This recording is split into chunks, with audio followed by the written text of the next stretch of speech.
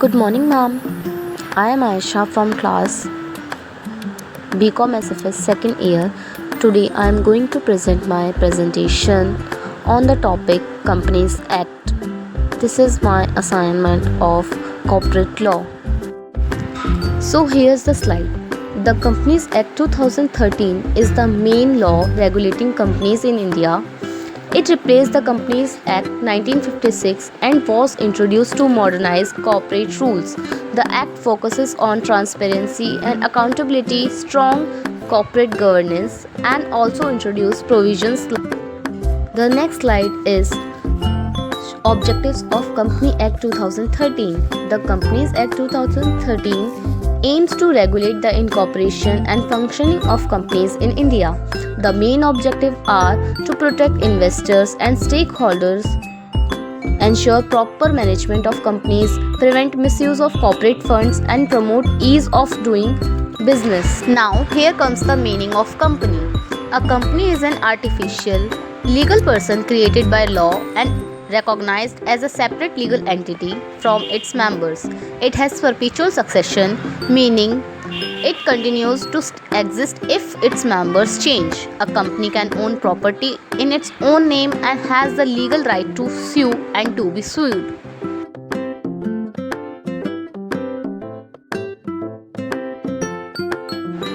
Here comes features of a company. A company has several important features. It has a separate legal entity distinct from its members and enjoys perpetual succession, meaning it continues if members change. The liability of shareholders is limited to their investment. A company can have a common seal as its official signature, and its shares are generally transferable, allowing ownership to change easily. Under the Companies Act in India, companies can be classified in different ways. On the basis of incorporation, there are chartered companies, statutory companies, and registered companies. On the basis of liability, companies may be limited by shares, limited by guarantee, and unlimited companies. On the basis of ownership, companies include government and companies and non-government companies. On the basis of number of members, they are divided into private companies, public companies, and one-person company. A private company is a type of company recognized under the Companies Act in India. It requires a minimum of 2 members and can have maximum of 200 members.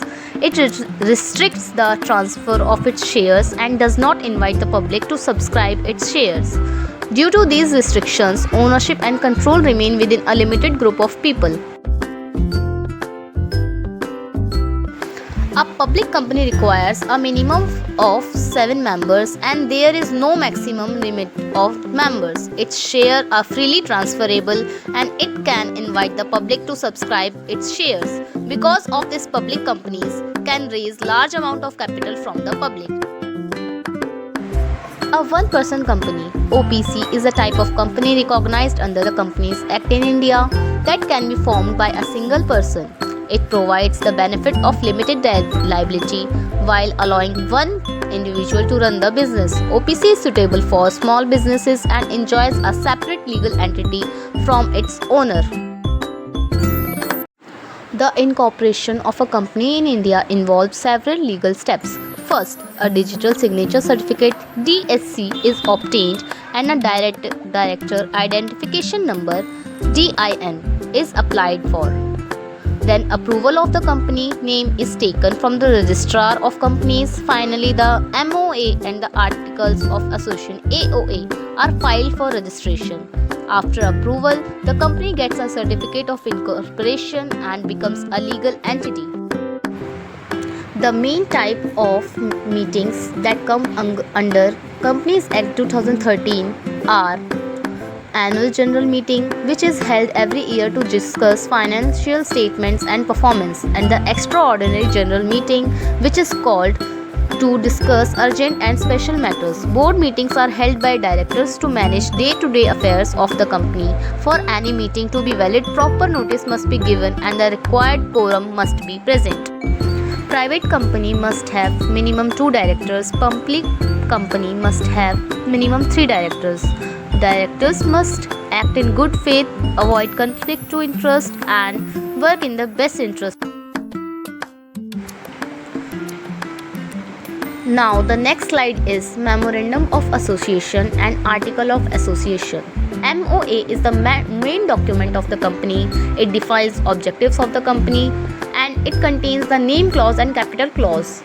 Company cannot act beyond MOA. Article of Association. It contains internal rules and regulations.